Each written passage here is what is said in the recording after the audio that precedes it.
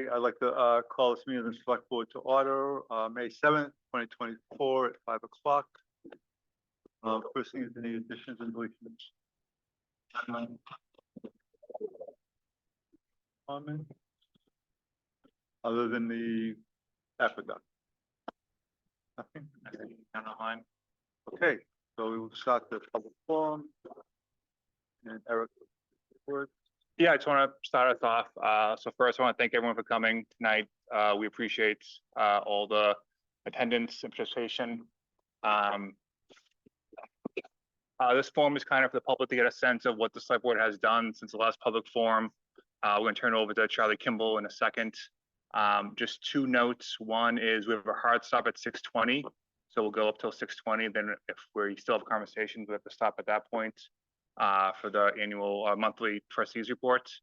The second, the conversation tonight is not going to revolve around the cost of the aqueduct acquisition or who will pay for it. Those conversations will come later. This public forum is set up more for a conversation of financials of the aqueduct and the infrastructure of the aqueduct, and that's what we're going to focus on tonight.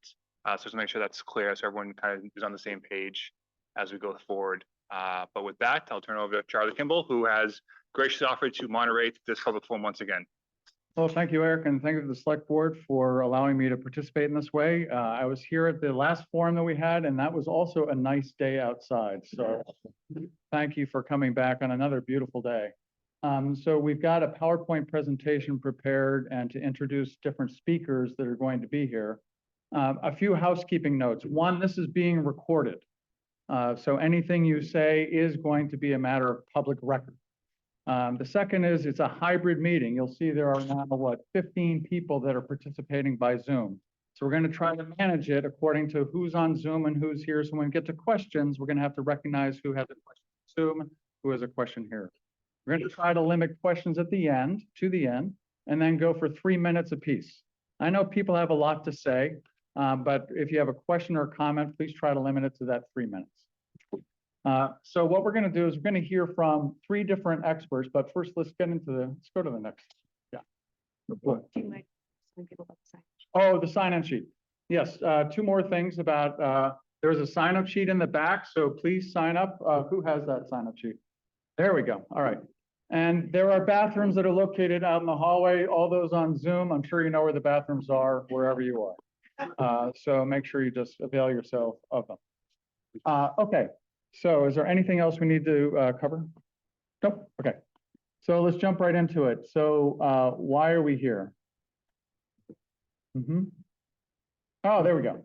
So the purpose of the meeting is really for the Select Board to share with you the information they have gone through to determine whether or not it makes sense for the town to purchase the Woodstock Aqueduct Company.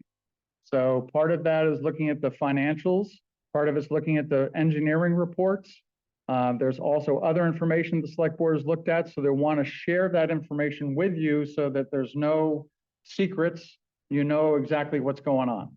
All right, so that's the idea. And then you have an opportunity to ask questions before this comes before a vote, which will be later if the Select Board moves to that part later in the summer or in the fall, or that's a date yet to be determined. So let's go next one. Okay.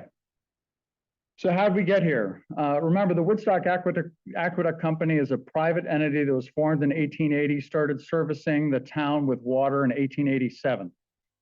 They've been running the Aqueduct Company since then. It's the Billings family is the ones who provided the upfront capital and has been managing that project since with other managers as well.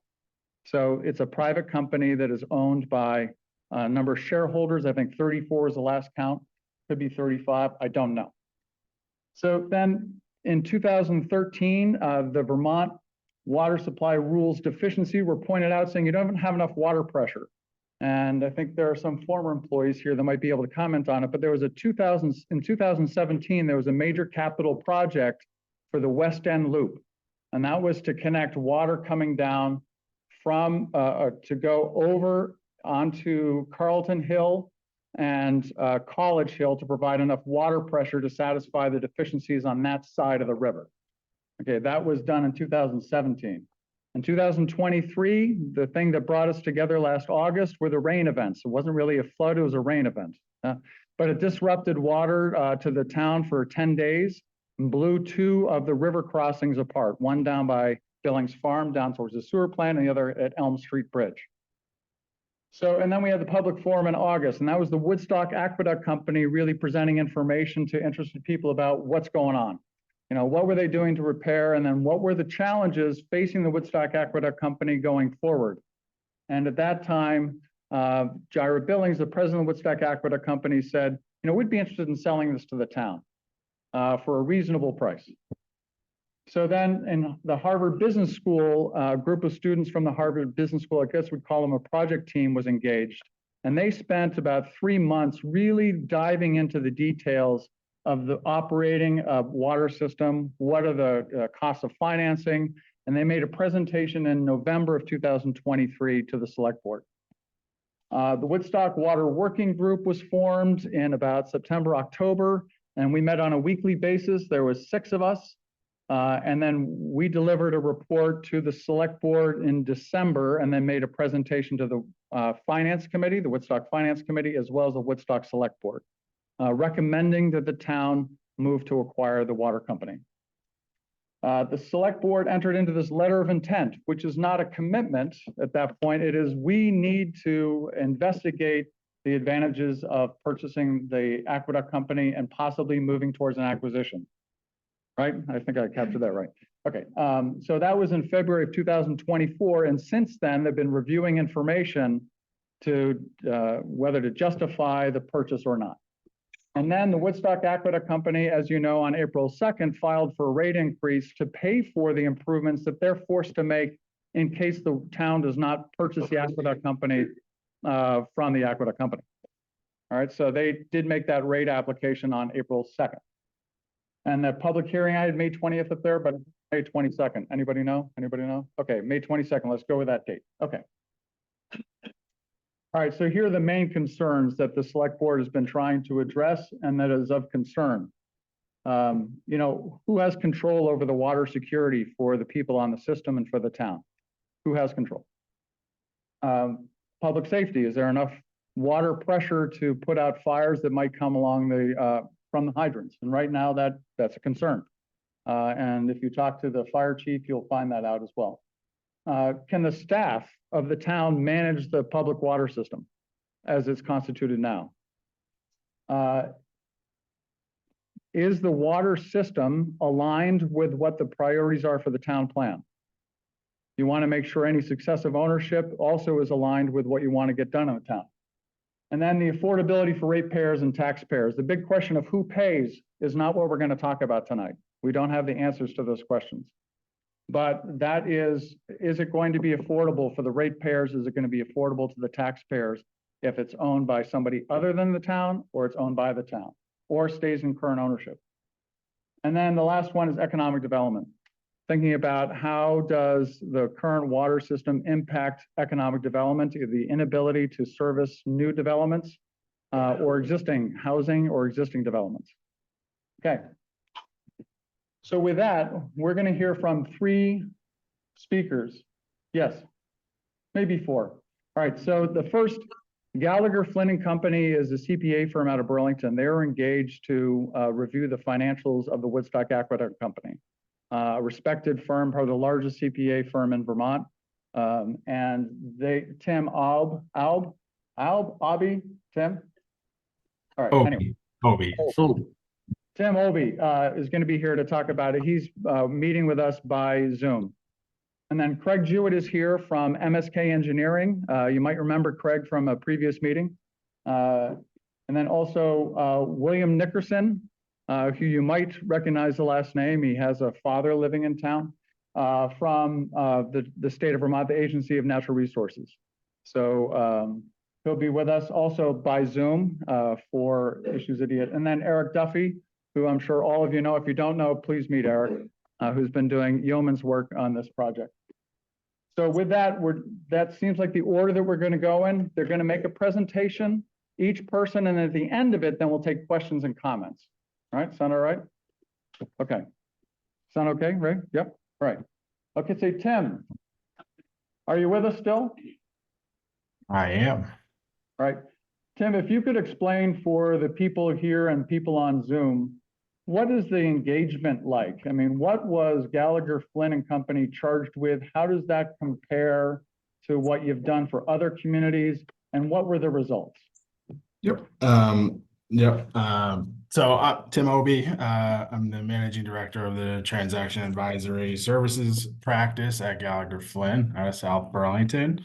And this is my team's kind of core works on mergers and acquisitions and helping companies do financial due diligence.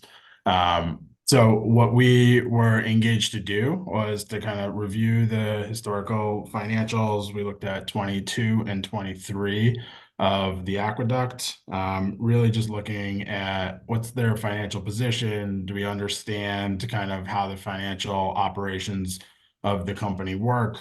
And generally just looking for any red flags that would pop up as it relates to kind of the financials.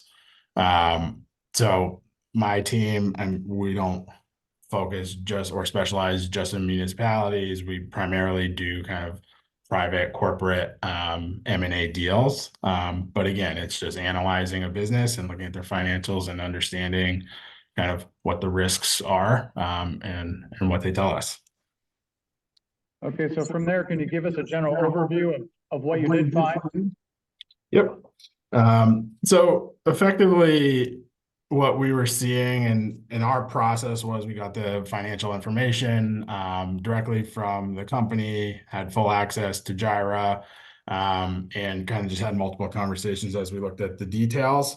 Effectively, what we're seeing is it's kind of a break even or a business that is kind of losing money when you kind of factor in kind of debt service and cash outflow on at least the 22, 23 periods that we're seeing.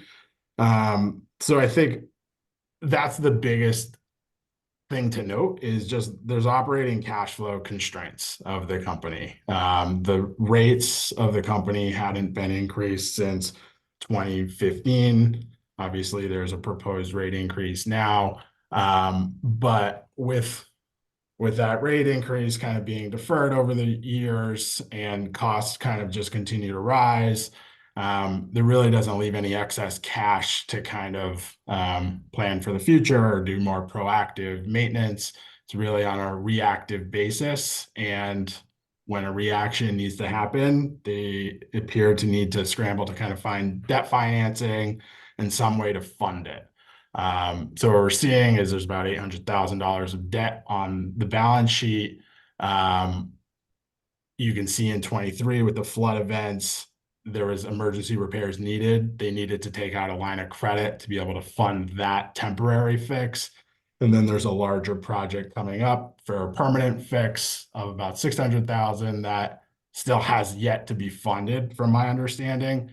And the company really just doesn't have any cash flow to even fund it from operations. But if you're a bank, you're probably also not going to lend the company any money because they don't have enough cash flow to kind of service that debt going forward. So those would be kind of the big watch outs or kind of the concerns. On a standalone basis, the company just doesn't generate enough cash flow to really sustainably invest in infrastructure and kind of make proactive repairs just in normal course of business.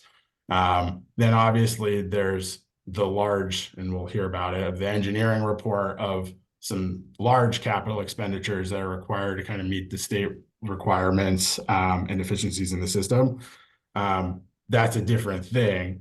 The company itself right now just really can't fund, doesn't have any excess to kind of even fund proactive just maintenance and improvement. So that's kind of the big takeaways from it. They do have a few capital expenditures coming up. The SCADA system, I think, was about $40,000 that is sunsetting and they need to replace in 24.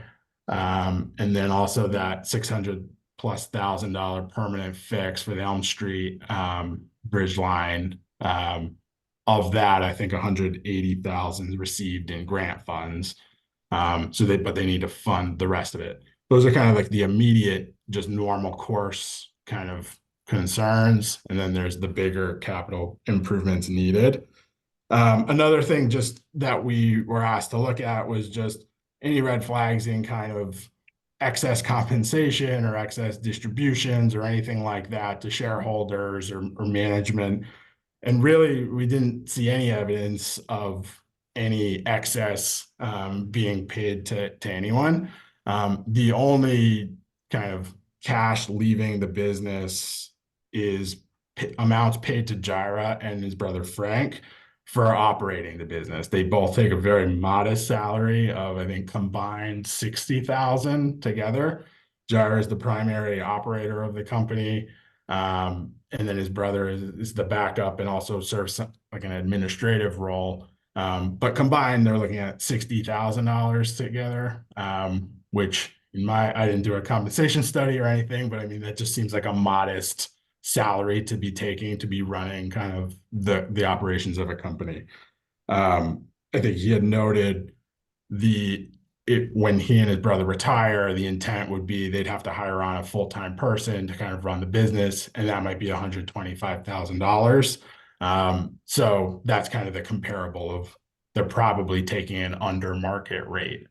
Outside of those payments, there's a nominal amount of rent paid to Jira's entity as they lease office space from his other business. But again, that's like $1,000 a month. So it's not excessive. It would be in line with market rate to record or to rent an office space. So really that's it from kind of the shareholder type cash out. We looked at bank statements so we can kind of confirm the cash that came in and cash came out, reconciled that against the financial statements. So we're pretty confident that the cash that we're seeing is all reflected in the financial statements that we were looking at. We looked at payroll registers, kind of tied those out to the financial statements. So we have a good feel on kind of the ins and the outs of the cash. That we don't think there's anything out there that is kind of outside of the scope of the information we were given. So with that said, I mean, for a business to operate, a normal business, you would expect to be seeing a lot more, you'd want to see a lot more cash coming down to the bottom line on your P&L so that you're able to build up a capital reserve fund or have a more proactive maintenance infrastructure improvement plan process rather than always trying to react and find the funds when things pop up. But right now, under the kind of current structure with the rates that haven't been updated since 2015 and the expenses just to run the business, it just doesn't generate sufficient cash flow to really kind of sustain itself and improve itself to any notable degree. Great, Tim. Hopefully that's helpful. That's very good. Is there anything else you want to add before we go on to the next speaker? Because we'll have questions for you at the end. Is that all right? That's fine. I think that's a good overview from my end, and then we can fill in the holes as questions pop up on what people are curious about. We certainly looked at a good amount of info, so happy to get questions at the end. Terrific. Thank you. And for those of you that came late, either in person or online, so we have two more speakers. We're going to hear from them, and then we're going to take questions after that. The bathrooms are in the hallway, or they're in your house somewhere. Okay. So thank you, Tim. And next we're going to have Craig Jewett from MSK Engineering. And Tim is here. What's your name? Craig. Craig is here to tell us about the preliminary engineering report, which was completed and approved, I think, in December. Is that right? Yes. December. And that information, the whole engineering report, will be made available on the town website. So Craig? I'm just going to stand up so no one has to look at the back of my head while I talk. So my name is Craig Jewett with MSK Engineers. We were hired by the Aqueduct. You need to hold this. Sorry, you need to hold that. Sorry. Can everybody hear me okay now? Yeah. So we were hired by the Aqueduct to perform a preliminary engineering study of the water system specific to the hydraulic conditions during fire flow events. The concern from DEC is that the hydraulic conditions in the water system during a fire event are substandard and could cause potential contamination issues in the water system. So while there is information about the water system as a whole, the document is not an overview or a broad look at the water system as a whole. It's specific to hydraulic conditions during fire flow events. So we reviewed the system, performed some fire flow testing, flowed some hydrants to get some data related to that, and reviewed the hydraulic conditions of the water system. Just to give a little bit of background, wells are over on this side of town as you head out on Route 12. Storage tank is on the opposite side of town, up Cox District Road, as you go up Cox District Road. So sources on one side of the system, tank on the other.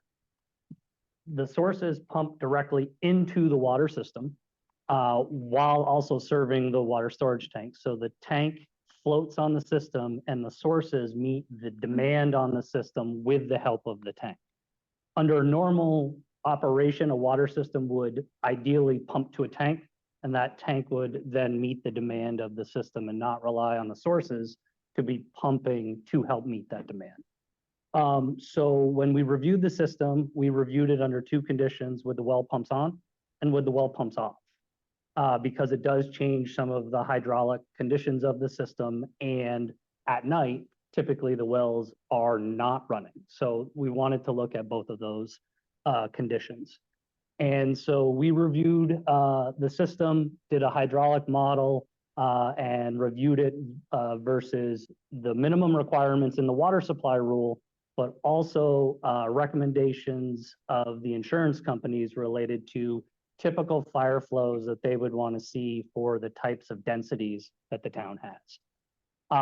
That number is around 3,000 gallons per minute in the village. The minimum standard for the state is 500 gallons a minute. So kind of completely different fire flow scenarios. Obviously, when the fire department cranks onto a hydrant, they want to get as much water as they can, regardless of where they are. What the report identified is that indeed there is a hydraulic condition that could cause contamination under certain scenarios, or enough so that it is concerning and it doesn't meet minimum standards, that during a fire flow, the system cannot maintain a minimum of 20 pounds of pressure throughout the distribution system. And essentially what they're trying to prevent is a vacuum condition where the person who's at the highest part of the system will have the lowest pressure. When a fire condition happens, that individual is the first person who's going to receive that low pressure. And do you create a vacuum where now potentially something gets sucked into the water system? We think about fuel tanks and stuff of that, hot water heaters, that sort of stuff. We've come a long way since then, but that's in general kind of the concern, is that you're depressurizing the system and you're opening up the distribution system for potential contaminants to intrude into the water system. So once that was identified and confirmed, what we then turned and looked to do was, what are the alternatives that would help address this issue? And so we looked at a couple of different options. One was replacing the transmission main from Cox District Road down to Route 4 and continuing that change in transmission line along Route 4 until you get to the bridge. That was looked at as one option to upsize the line. Another option was to look at tank sightings for a new tank to be built on the system. The tank that exists on the system right now is on the older side of things, will need to be replaced at some point in time. So can we kill two birds with one stone, find a tank site that fixes the issue? And if it happens to replace the other tank, or we can do something different with it in the future, there's more options available. So the report identified 4 sites that met the hydraulic conditions necessary to solve the problem. So there were 4 landowners who were identified strictly based on topography, the height of the tank, and what that pressure will provide for the system. There were 4 spots that were looked at. We did not speak to any landowners related to this. So there's been no engagement with the landowners related to this. But essentially, we identified 4 potential locations where a tank could be sited. And if it was sited in those locations, would address the hydraulic conditions in the system down to maybe a handful of hydrants. So right now, I think there's 96 hydrants on the system total. We would potentially with what I would call the lowest of the tank sites available, or the lowest potential tank sites, that would get us down to a handful of hydrants that would still be deficient. And then there are certain tank sites that would make the whole system whole as far as from the hydraulic concerns that exist. Within the report and the study, there were things that were brought up by the state. One of which is the fact that the majority of the distribution system is 100+ years old. And when and if more hydrant flow is available, we're moving more water through those lines, you're increasing the velocity, there is a potential that you're going to break more mains, you're going to break more things. So while the tank solves the hydraulic issue, it should not be viewed by anybody to say, well, that's good, we did a good job, we can walk away.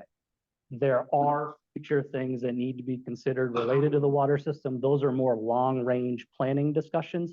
That's not what's in the report. The report is specific to what immediately fixes the concern that the state has. The long-term and long-range discussions are something different.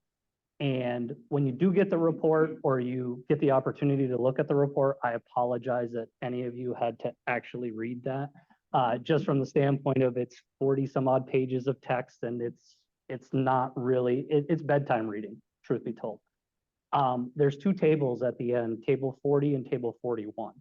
And the reason that I think those are an important takeaway related to that is they give you 2 financing scenarios for the alternative. One is if the town owns it and they have the ability to access 2% loans from the state of Vermont. The other scenario is assuming fair market interest rates right now, assuming that the aqueduct could actually get those rates from a bank, which Gallagher Flynn has indicated may be a difficult hill for them to climb. At 7% versus 2%, the cost to the users doubles.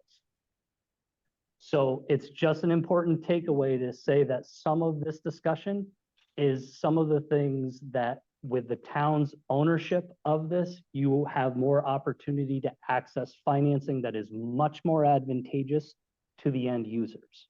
So numbers are the numbers. I will answer any questions that I can from a technical standpoint. I think that's the bigger takeaway, is to say the aqueduct does not have access to money that the town would have access to at a much more favorable rate. And with inflation where it is, it's a lot better than it was even 2 or 3 years ago. So hopefully I've given you guys a baseline. If there's any questions, happy to answer any questions. Kirk, before we move on,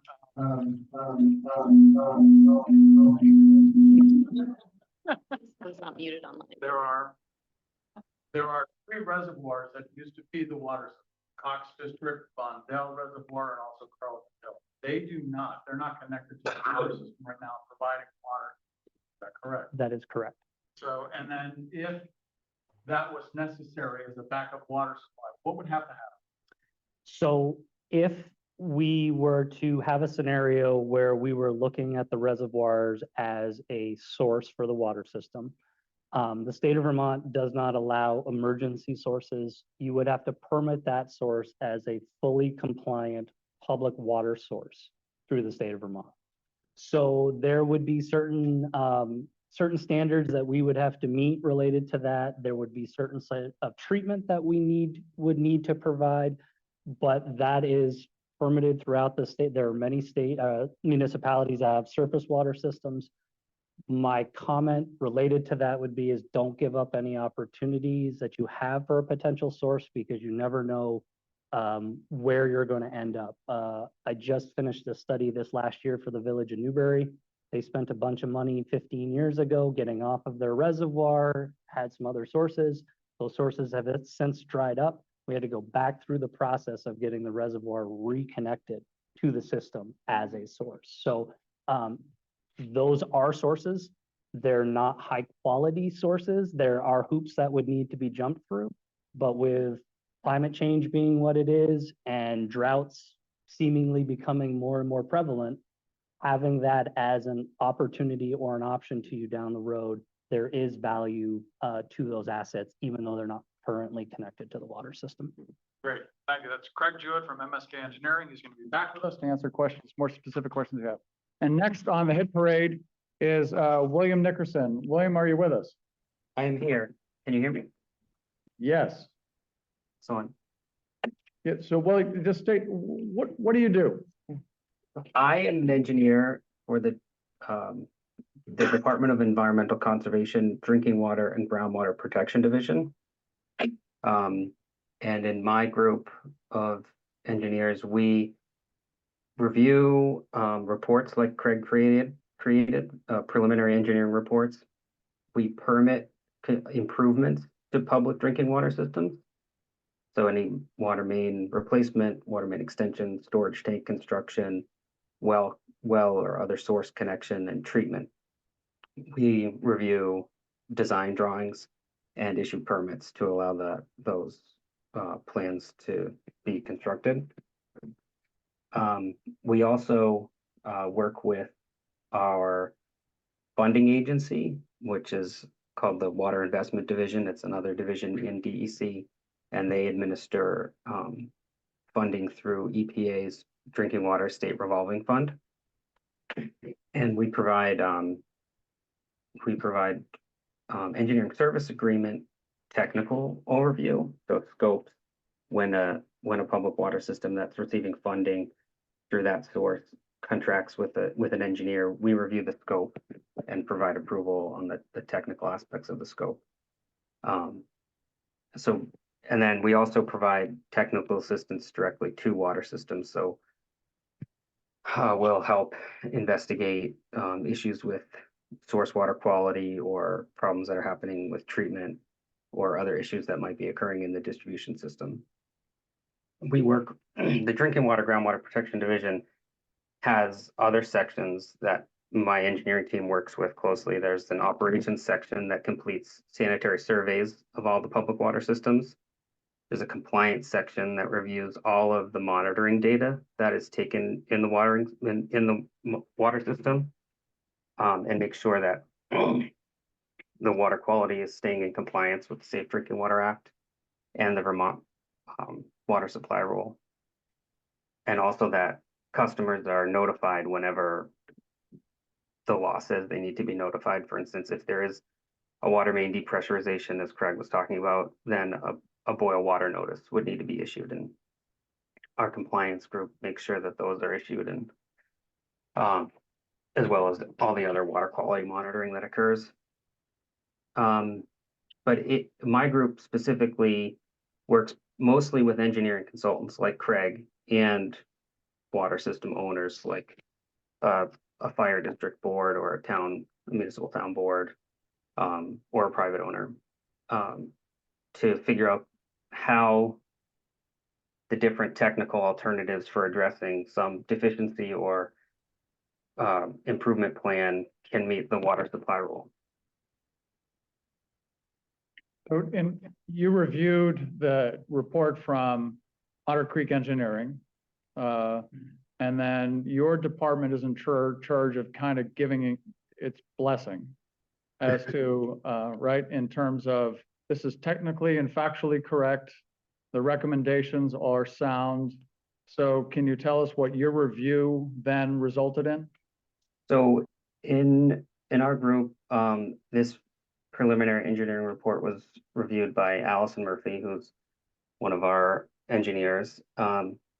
And we review preliminary engineering reports with kind of two references: the water supply rule and all of the design standards, water quality requirements, and operational requirements that are included in the rule. And then we also review it against a planning report format, which is a a format and a guidance that's published by USDA Rural Development. And that ensures that the planning reports include all of the elements that are necessary to make an engineering decision. There's a need statement, there's a description of the existing facilities, there's a section where you talk about the feasible alternatives that can address the need, and then there's a life cycle cost analysis, and then a section where you compare the costs and other factors, non-monetary factors, and decide, ideally you would decide what solution you want to choose as a result, or what project you might want to move forward with. So we use those two references to review these. And our approval is primarily saying that the format, everything that's discussed, the format is followed, the main format that includes all of the important evaluation components. And then also that the recommended alternatives meet the water supply rule. So in your opinion, then, the MSK, I'm sorry, the Otter Creek Engineering Report does do that for the select board's benefit. I mean, so it's not like it has to be reviewed then by another engineering firm, is that correct? Yes, according to Allison's review, this report meets those two standards that we use. It meets the recommended alternative, meets the water supply rule, and follows the correct format and includes the components that it needs to include. Did you find anything in your review that is more than what was recommended by Otter Creek Engineering? So Allison issued a letter along with our approval. And it's kind of like a document we use to come back to the project. So when a project moves along to its next stage of life, which is ideally some improvement, it usually takes a few years. So we try and document what we think is important to remember about what was said in the PER, and also what additional work might be useful to pursue. So we have a searchable database where all of our, the majority of our records, water system related records, can be searched by the water system ID number. And that with a letter can be found there. And I was going to drop the address for that in the chat. I don't know if anybody can see it, but you can. That's getting fancy for us. Yeah. If you find it online, you can search the water system ID, which is VT00005343. But this letter basically says that the recommended alternative would be a storage tank. It is basically what Craig just described to address the hydraulic deficiencies. There would need to be additional cost analysis once an actual property was found to be feasible. So the report kind of says the recommended alternative meets the water supply rule, but this main part about actually locating a place that it can go still needs to be done. And then there's a bunch of other comments in here that are just for further consideration. As Craig said, there's it looks like something like over half of the water system is beyond its useful life. And that all of the hydrants are deficient. So Allison's just kind of summarized the highlights for what will be relevant to the division staff who will be working with the water system. Okay. Before we then close it out and we go to Eric Duffy, is there anything else that we should hear from you, William? I don't have summarized what the Drinking Water Groundwater Protection Division does, but if you're interested in drinking water, you can always reach out to us, and we have a lot of really knowledgeable, excellent staff who are always willing to talk about what we do. Great. Okay. Thank you very much. And we'll tell your father you said hello. Thank you. And then with that, we'll go to Eric Duffy. Yeah, I don't have much. The select board has agreed to open up negotiations with the aqueduct over potential acquisition costs. And those conversations are ongoing and they'll stay confidential until which point the select board feels comfortable going forward with going public with them. That was quick. We're at time limits. At least 5 minutes. All right, so anything from the select board before we open it up to questions? Do you want of our panel? No, I don't have any. No. I have some questions for Craig, if that's okay. Absolutely. You mind if I? Okay, and because, I have my phone up there. and because even though everyone should know the select board members, you may not. And even though you may know somebody in the audience, not everybody does. So please introduce yourself when you have a question you're going to ask. Hi, Craig, Laura Powell. Thank you, Jill. I was wondering, this is kind of separate from the evaluation you did, but I know a lot of people in the community have emailed me about the new EPA thresholds for PFAs and what that could mean for our acquisition of the company, if that's something that it should be of a concern and would necessitate further capital spending on our part to meet those permitting requirements. So, good question. Microphone? Yeah, thank you. So I'm not aware that the water system has tested positive for any PFAS. I do believe they've been required to sample. And depending on how the MCL gets rolled out in the state, now that EPA has made this determination, they may require more sampling to be done. But there is no identified issue related to PFAS in the source or anywhere in the distribution system that I'm aware of. Specific to, and yeah, these results are all, yep, all negative. I will say though, as a long range or a long-term considerations, that's why the reservoir should be looked at as an asset and a liability at the same time, to say that if there were to be an issue related to PFAS in the future, typically having an alternative source is the cheapest way to go about solving that problem. Awesome, thank you. I also, yeah, I wanted to ask about something separately. Sure. Which is that, I think per state law, the water company has to publish their lead line inventories this October. Yes. And I was wondering if through the course of your investigation, like you've seen those inventories, or if those would be made available to the town, like in the process of negotiation.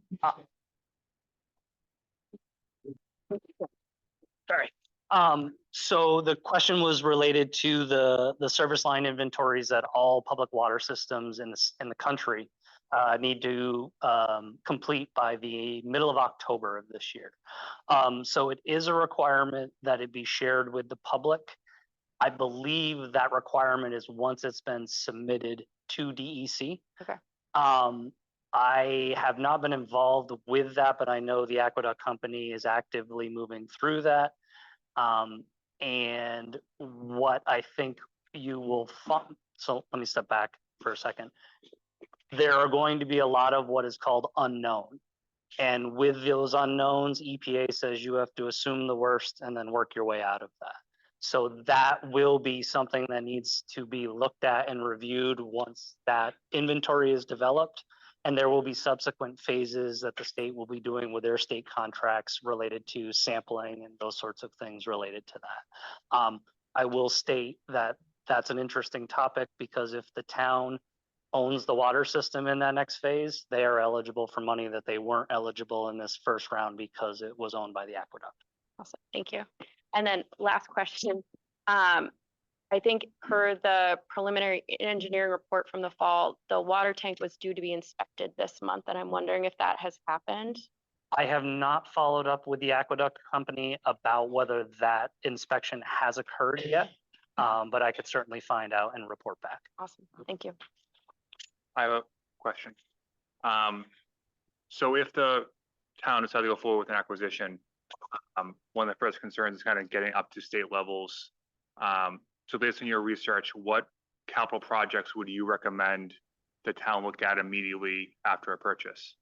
So what we recommended in the report was kind of a phased approach in that the main, or the transmission main from Cox District Road and along Route 4 could be moved along quicker and be ready for construction faster than a tank project likely would. That's certainly dependent on the landowner involved, certainly the type of tank, that sort of thing. But the recommendation essentially was what's called phase 1A in the report could be moved forward immediately. Design could begin.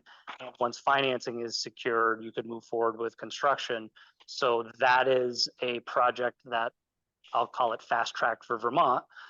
Could be fast tracked versus a tank project, which with a third party entity tends to take a little bit longer, especially with the tank site that I prefer for the water system. And would that phase, in your opinion, get the town up to the water level they need to be? So the phase 1A will help get towards that. It will not solve the problem in its entirety. The tank is necessary for the quote unquote clean bill of health related to the hydraulic condition. And would it make sense to just do a tank first, or you think Cox Fixer would have to go first just because it's quicker?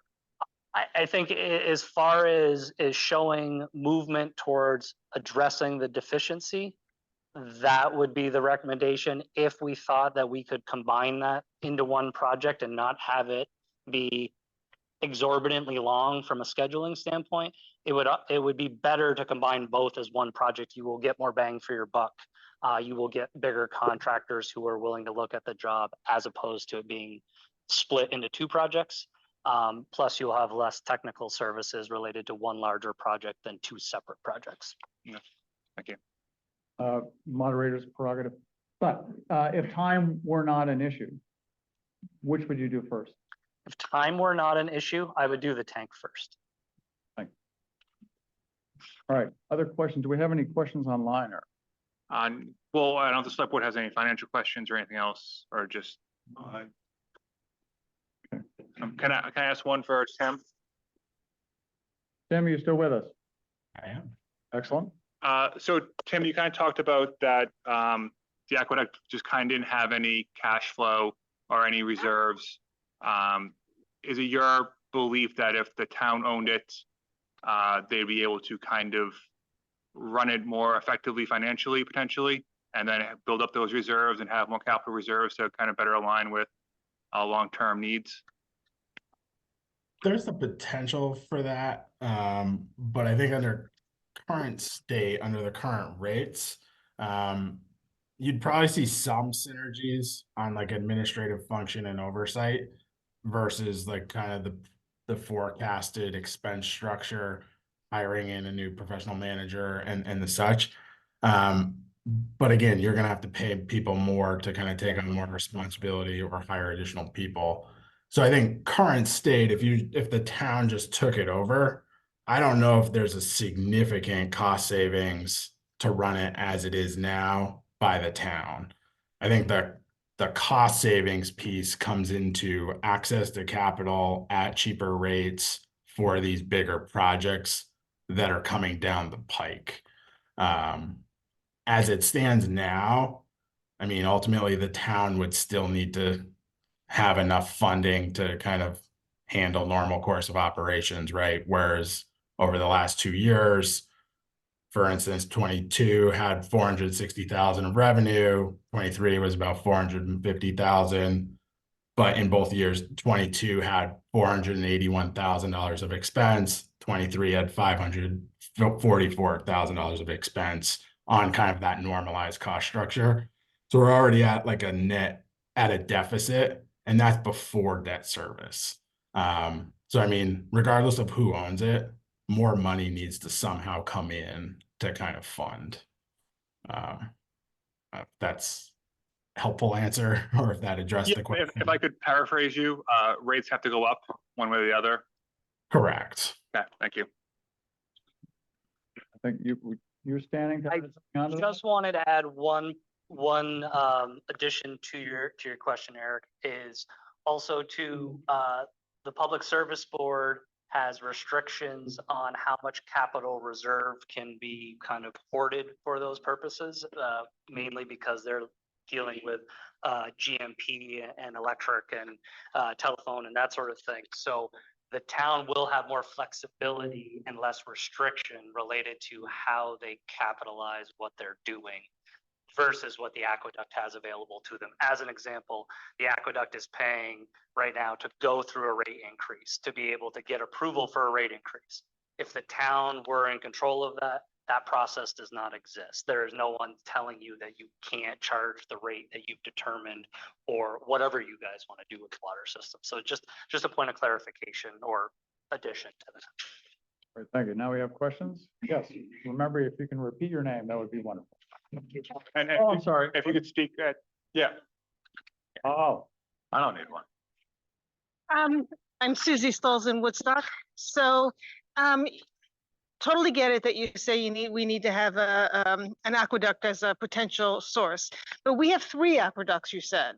So can we sell one of them? Reservoir, sorry. Can we sell one of them and use to a developer, get some money to pay off some of this debt? So I speak to that because I don't know the specifics of the reservoir. All of this was related to the water system, looking at the reservoirs, part of, so I can't answer your question succinctly or correctly because I don't have specifics to the various sides. I'm Eric. So I was wondering. General manager for 33, which is the aqueduct company. We sold Carlton Reservoir, it's no longer. And we don't. So it's on the other side of the of Route 4. And it did not go through the filter plant. And it's at a higher elevation, so we needed pressure reducers on it too. So it became more of a liability than an asset. So what we did is we traded that, the sale of that property, for the Atwood property, which we drilled another well at. Correct. And the Vondel is connected to the Cox. So it's basically 2 in series. So the Cox Reservoir is where the piping actually goes to. That's a 6 million gallon reservoir. The Vondel up the road is a 24 million gallon reservoir, and it connects back to the Cox by ways of a stream. Does that answer your question? thank you. Cool. All right. Sure. Sometimes people kind of line up behind Yeah. the podium. Oh, that'd be good. Yeah. Yeah, if people with questions line up behind the podium, that's a good idea. You've done this before. No one line yet. Is there a microphone?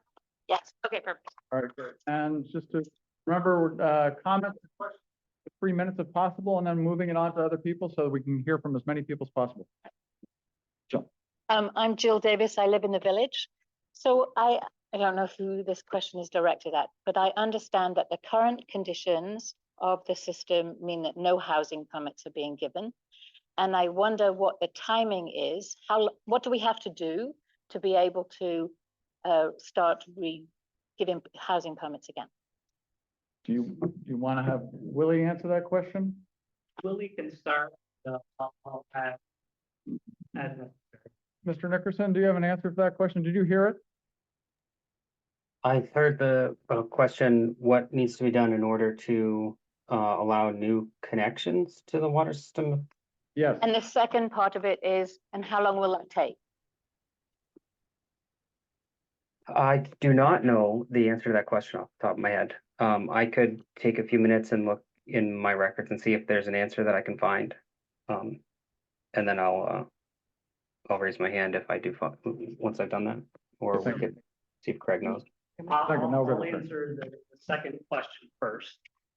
Timing wise, you're looking at multiple years from when authorization to move forward with these improvements starts. So essentially designing those, getting that all approved by the state of Vermont, and putting in funding applications and the such. So typically from design to finished construction, it's 2 to 3 years at a minimum. So it's 2 to 3 years before any housing can be allowed in this town. I do not know that answer definitively, and the reason that Willie doesn't know the answer to that question is because we did come up with an interim policy related to the hydraulic condition. So when the fire department uses a hydrant, they have to communicate with the aqueduct. And if it's a hydrant of specific concern and the fire department is very aware of which hydrants those are and where they're located, we treat it like a water main break. And we put the system or portions of the system in a do not drink and allow them to test out to say there's no contamination issue. Now, I could make an argument that that means that we are adequately protecting the public and making new connections so long as they don't necessarily increase fire flow conditions, which I don't think they would unless it was something substantial, could be done under certain circumstances. So I know there's been talk about a moratorium about connections. I don't know that that is actually hard and fast what the water supply division has actually said. So I guess, Willie, I'll put that back to you and to say, if there's a moratorium, I'm not exactly 100% that that's the case. I don't believe that you guys have put a moratorium on connections, but I could be wrong. We'll give Willie a minute. You want to get back to us when you have a moment? Yeah, Right. I'll raise my hand when I Okay. see if I can find an answer. So I'm going to leave the question then, and please could we have an answer? Is there a moratorium on new houses being connected to the water system? And if there is, how long, how much money do we have to spend and how long will it take to get rid of that moratorium? Thank you. Point well taken. Come on up to the podium. Hi, I'm Roger Logan. Live in Woodstock Village. I have a couple of questions. I'll ask them both at once and you can, whomever feels competent to answer.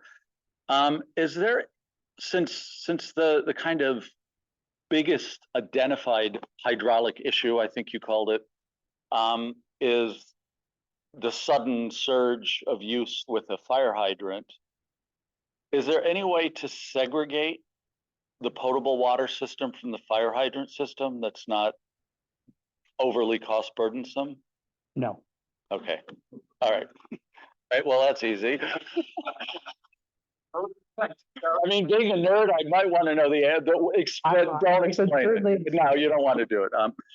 The other question is, I don't know who can answer this, but when you're talking about 3 different sites for tanks and you've spec'd out what would be the ideal sites, has anybody done any kind of guesstimates as to what the cost of acquiring that land would be?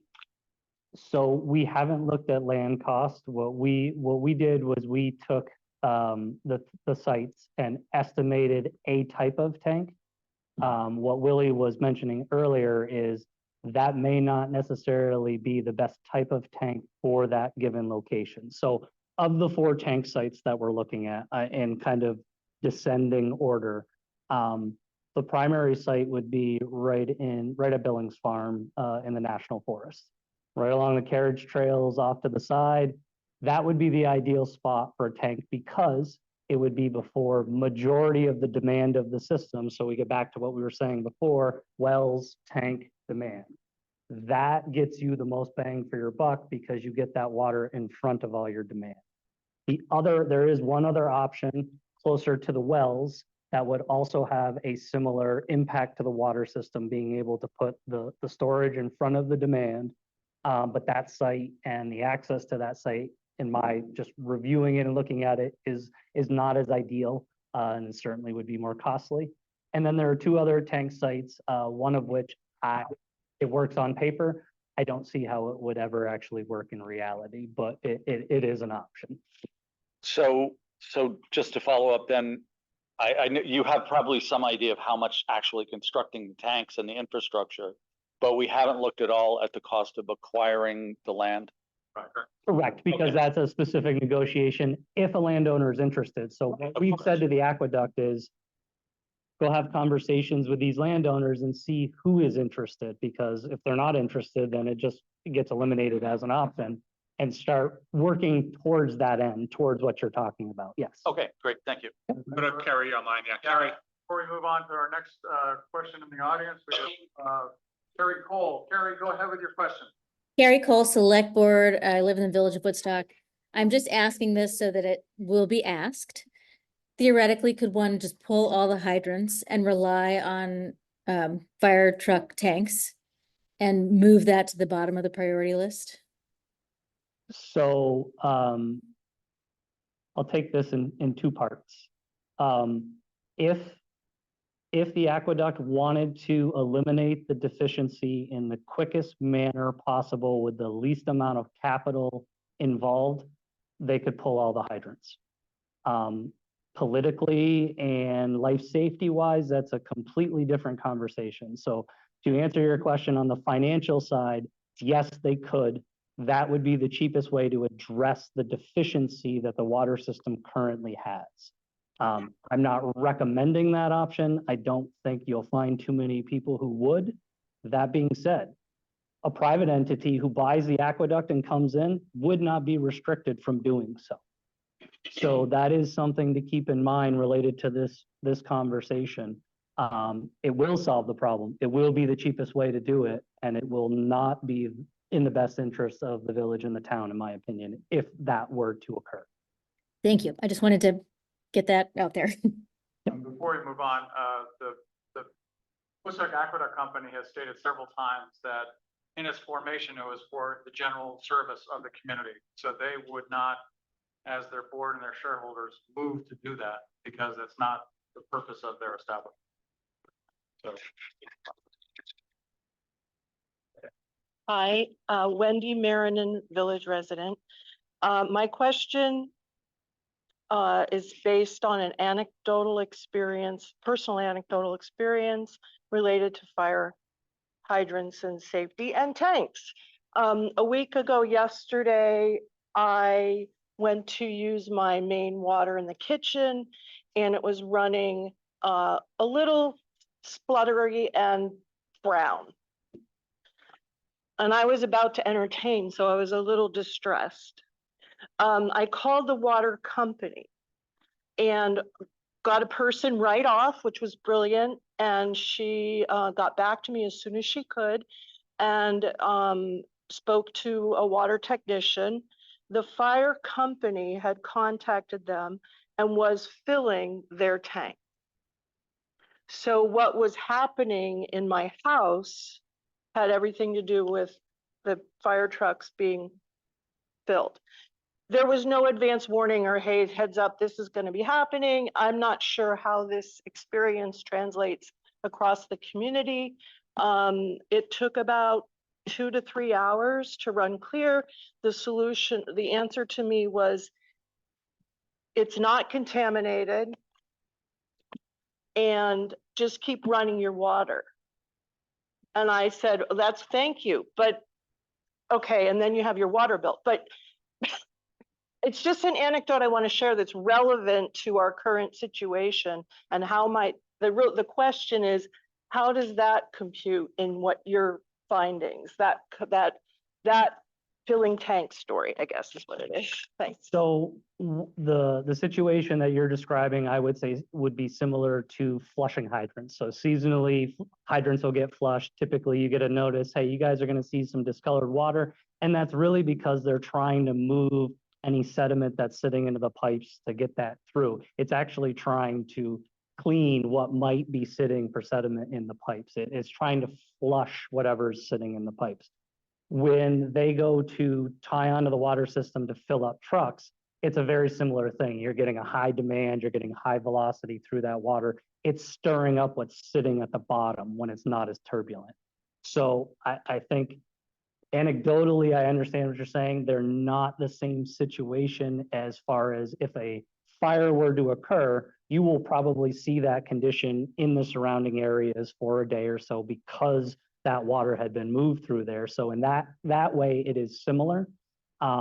In general, that happens on every municipal water system. Every time they flush, they have to send out notices of discolored water because they are stirring up what's sitting at the bottom of the pipes. So this is typical of most municipal water systems that I have experience with. Okay, but the point being, I'm not sure how often tanks need to get filled. But that wasn't a notice. That wasn't a, hey, we're gonna do this kind of situation. Sure, and if the comment is that if the fire department or somebody else is going to fill a water truck, because sometimes there will be contractors who come to the aqueduct and ask to have a water truck filled up for construction. If the comment is, hey, that might be a useful notification to us, or, you know, maybe where you're pulling that water from isn't the greatest, I'm sure that's a conversation that could be had with the water system and getting some notice of when they are selling water in that manner. So what I'm hearing is this is not a reflection of the current water company. This is normal. Correct. Thank you. Yes. Thank you, Wendy. Carrie, that was an old hand. Okay. We have next, going up. Hello, Amy McElroy, Woodstock Village. Two things. The first was, because I provided this report that the Woodstock Aqueduct sent us last week about the PFAS contaminants, I just wanted to clarify. It says that the results here, they were the three, they tested in 2019, 2020, and 2023, that they only reported on 5 PFAS compounds, because those are the only ones regulated by the Vermont State Water Supply. It says additional PFAS not regulated by the Vermont Water Supply rule may also have been detected in the past 5 years. Please contact us if you would like more information on other unregulated PFAS. So I'm just pointing that out for Laura's question. And then I also just wanted to comment, I won't read it because it's a little long, but on my listserv entry, that yes, I am in support of the rate increase. I think we need to do it. We need to get that pipe off the street now, and we really can't wait for all the negotiations that are going to happen between now and hopefully when we buy the aqueduct company. I'm very much in favor of purchasing it. Sounds like there's a lot of issues that we'll deal with coming up, but so between the being able to get the hookups going as soon as possible for new construction and getting the pipe off the street, I'm in favor of the rate increase. Right. Welcome. All right, and the next speaker. Hello, my name is Matt Stout. I'm a resident of the town of Woodstock. I also own a property in the village that's served by the Aqueduct Company. I'm a school board member. I'm a vice president of a large electric utility. And I also founded and am currently the president of the Woodstock Area Mountain Bike Association. So I have some information I'd just like to provide to the public and the select board with respect to the Woodstock Aqueduct Company's contribution to public recreation in our community. So just quickly, our organization has built and maintains 30 miles of trails in the Woodstock area. Those are all open for the public for multi-use recreation. Our main landowners are the town, the Woodstock Inn, and the Woodstock Aqueduct Company. We have worked over the years with Frank Billings, with Jaira, and with Eric. I just want to thank them for how generous they've been. We worked with Craig Jewett on an Act 250 permit to put in place 12 miles of trails at the Aqueduct Company. I'd like to just let the public know from my research, the Billings family has allowed the Vondel Reservoir in West Woodstock and the 383 acres that surround it to be used for traditional Vermont uses, including hunting, fishing. It's the only trout stocked pond or reservoir in the town of Woodstock. Otherwise, you got a fish, Yataquiche, good luck. It has a snowmobile trail that's maintained by the VAST system. It has 2 class 4 roads that bisect it that are used avidly by jeeping community. There's not a day that I don't see someone up there using that land. I live on Cox District Road. There are birders, there are folks foraging for mushrooms, spring ephemerals. They're all there right now. Our organization built a parking lot so the public could use it. It's used very often by folks who enjoy outdoor recreation. Hikers, trail runners, cross-country skiers, snowshoers, those of us who enjoy mountain biking. The high school horticulture program has put trees in place. They have, their cross-country running team uses it, the cycling team uses it. And I can't forget to mention the dog walkers. If you know anyone who owns a dog in town, this is their favorite place to go. And they're there every day. You have 30 seconds. Okay, so quickly on ecological value, is a state significant wetlands, state significant vernal pool with endangered species. It's got endangered plant species. It's got a connected block of land up to Mount Tom, Mount Peg. Mount Tom, Mount Peg do not allow any of those traditional uses I just discussed. So it's very unique in what it provides for Woodstock. So our position, You just finish up. yeah, our position is we'd like to see that land protected with an easement, and the Woodstock Aqueduct Company is willing to do that. We'd like to see town ownership with an easement that allows for continued use of the land by the public. Thank you. Thank you, Matt. Okay, nothing there. Come on up. Hello, my name is Seth Westbrook. I'm a Pomfret resident, co-founder of the Woodstock Area Mountain Bike Association. Matt said most. The questions for the aqueduct, not, this is more to do with purchasing and what's been going on. I don't think, unless you have a question. I don't have a question. I'm just in support of the process. What later, let's get the questions out of the way. Yep. Thank you.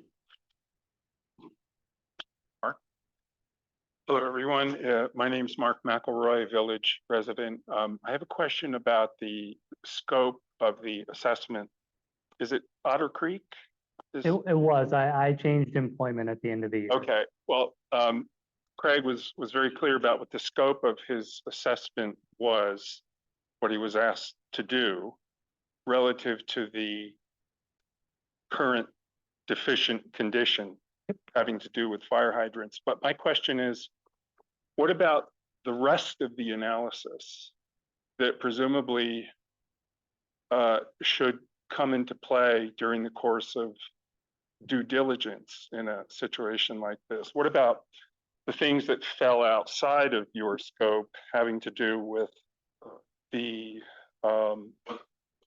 assessing the state of the system, the infrastructure, in ways that could help to indicate what sort of other potential deficient conditions might come up in the future? I very much support the idea of acquiring Woodstock Aqueduct, but I'd like to see the whole picture, not just part of it. And I'm curious to know if the select board made a decision not to look at that, or how will this broader assessment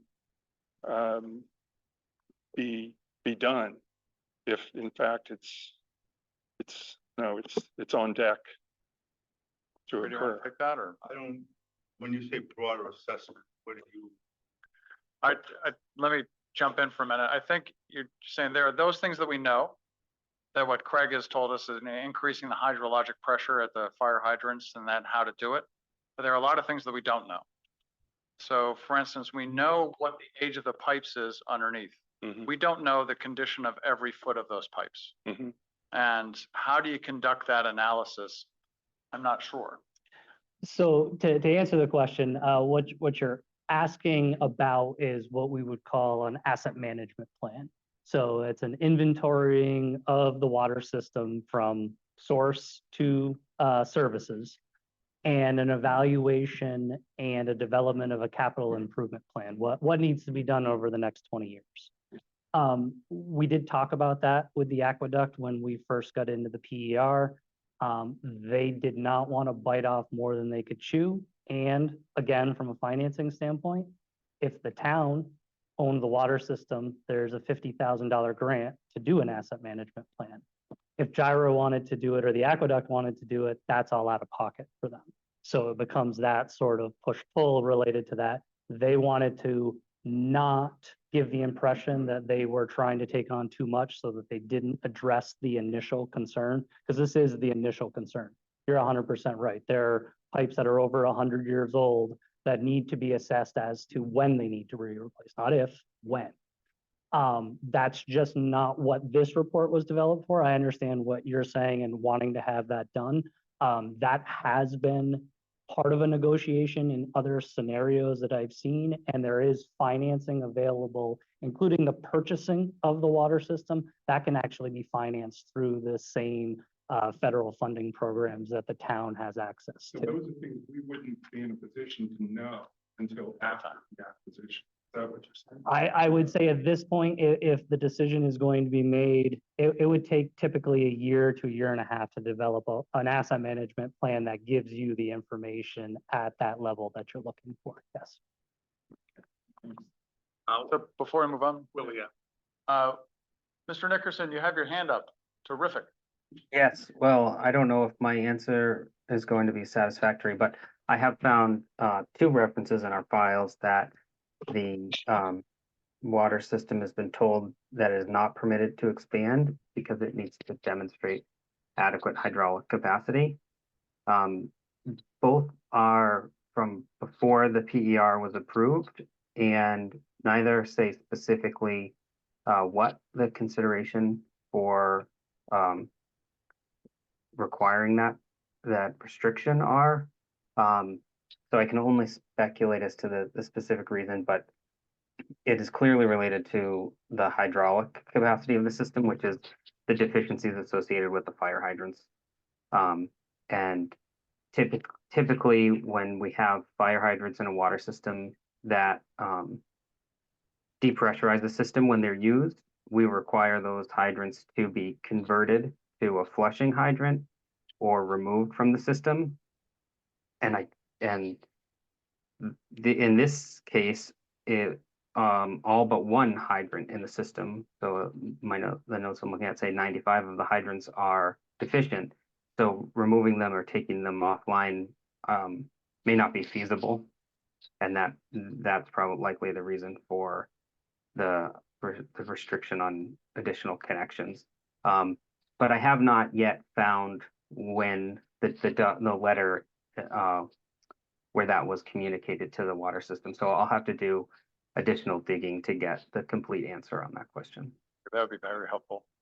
So we have one last question. Graham, you're going to be the last question asked tonight. Congratulations. Please state your name. I'm Graham Hankey, my wife and I live in Woodstock Village. I'm an Aqueduct customer, and I support acquisition of the company by the town. I support rolling control of that acreage around the reservoir by the town. I think that's a silver lining in this otherwise difficult situation. My concern, and I guess as I look out, is, and this was a bullet on your second slide, I think, the town's capacity to manage this going forward if the transaction is successful. And I think the town has struggled with managing infrastructure for quite a long time. I think the current government, the current board is doing well, but that's going to be a Herculean task to maximize the benefit of public control. And so my question is, what are your thoughts on that? And have you all been doing some thinking on how you can buttress it? Yeah, in this process, we talked to a few other towns who purchased prior water companies. And what we found by most of them was they were able to wrap in the water system into the sewer system with the same staff. Most recent, they had a staff of 3 in the sewer, and they bought a water company and moved it in. We have a staff of 3. We've talked to them. They're comfortable with that process. Legally, if we were to acquire that Aqueduct company, we need someone with a water license. You can never get that until you work on the water for a year. So at bare minimum, we have to take on some Aqueduct staff for the first year as our guys got training, got licensed. One suggestion I would leave you with, considering a volunteer board of directors or some other entity that could provide help on the strategic long-term side, maybe also the pursuit of grants and public funds. Again, I think that's going to be tough to really leverage that benefit that public ownership creates. And there's a lot of talent in town here that probably would be willing to step up and participate in something like that. on behalf of the select board, I'd like to thank you for volunteering.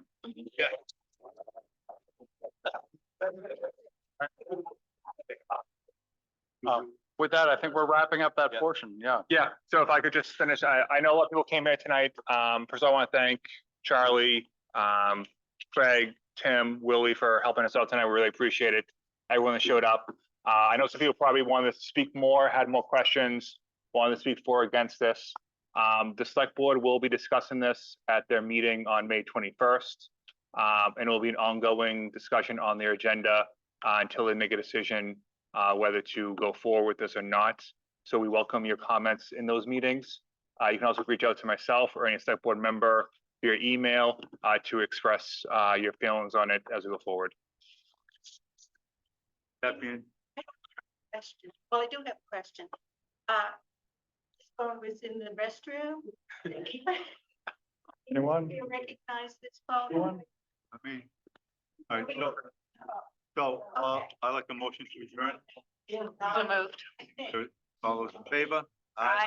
Meeting Aye. You're welcome to come out.